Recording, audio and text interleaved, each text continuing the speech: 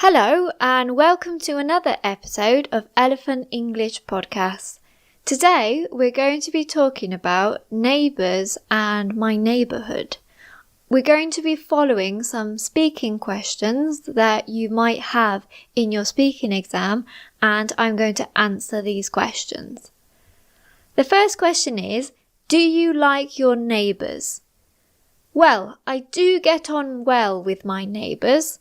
We don't have a close relationship like some people have with their neighbours, but we do help each other out when we need help, and we have a conversation when we see each other in the hallways, but we're not exactly friends. The next question is, are neighbours usually close to each other in your country? Yes, I would say that generally in England, people are usually respectful towards their neighbours. Obviously, some people get on better with their neighbours than others, but from what I've seen, neighbours usually watch out for each other and keep a lookout when one of the neighbours go on holiday, for example, just to check that their house is okay, and usually they help each other if one of them needs help. Sometimes there might be a bit of gossip when some neighbours talk about other neighbours and what they're up to, but I think that would happen anywhere. It's always respectful. But I think that people like to know what is going on in their neighbourhood and who is living there. The next question is, what is your neighbourhood like? Well, my neighbourhood is basically lots of blocks of flats. There aren't many houses at all because it's in a city. But the good thing is that there isn't a lot of traffic as it isn't on a main road. So it's a lot less noisy in that aspect, and it's quite calm compared to other areas of the city. There are a lot of services as well. So we have a few shops, some restaurants and cafes. So if you ever need anything or want to go out to eat, then you don't have to go far. As we all live in flats and we are very close together, we have a lot of neighbours. So I don't know all of my neighbours, but I do know the ones that live on the same floor as me. The next question is, do you think your neighbourhood is a good place for children?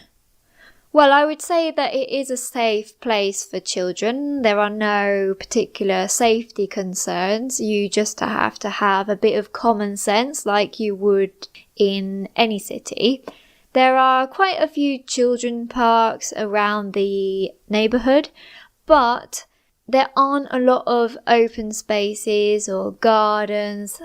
Plus the fact that as we all live in flats, people don't really have gardens, and it would be nice for children to have bigger areas to go on their bikes or just play around. So yeah, it is a good place safety-wise, but maybe you would choose another area if you wanted to spend more time outdoors, and if you prefer to have a garden or if you prefer for there to be more parks.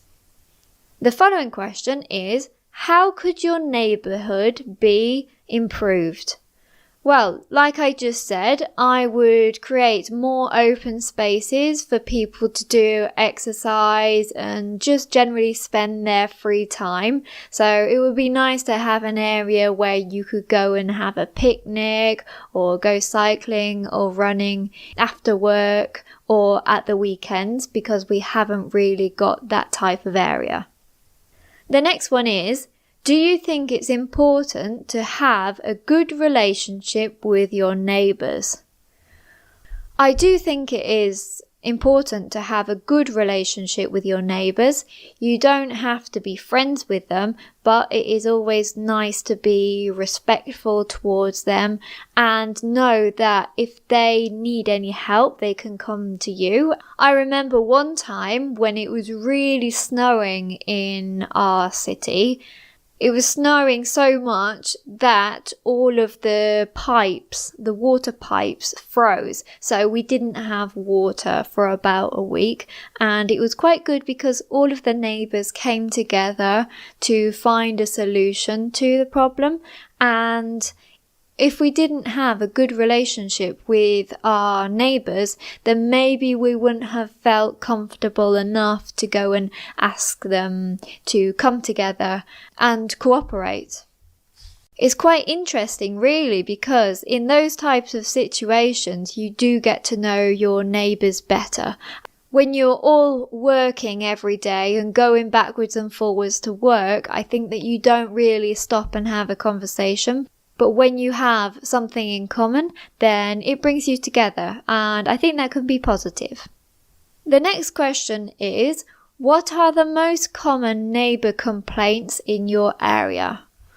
I would say that the most common complaints are people being noisy at night and banging doors, letting their dogs bark at night or early in the morning, and generally being inconsiderate. I think that when you live in a flat especially, you have to think about the other people because you're living so close to them and you're sharing walls, so anything that you do loudly, they will be able to hear it as well. So it's important not to do the vacuuming or drill a wall or put your washing machine on at 3 o'clock in the morning, because I'm sure that you wouldn't like others to do that either. The final question is, how should you keep your neighbours from complaining? I would say that being polite and friendly is a good way to have a good relationship with your neighbours. And even just greet them when you see them in the hallway or when you're both going in the lift together. Also, it's important to cooperate if there is a problem that affects all of you and not be that rude neighbour who refuses to help anybody else. But the main thing is to be considerate and aware of the noise that you're making and to react well if somebody does have a complaint. So you should accept the complaint and try to do something about it rather than argue with the neighbour, because you don't really know how many years you're going to have to live with them in the same building. So you just have to be careful and avoid causing trouble. So in today's video, we've talked about my neighbours and my neighbourhood. If you have enjoyed this video, please give it a thumbs up and subscribe to my channel, because I make a lot of these videos on different topics. Thank you very much, and I'll see you in the next video.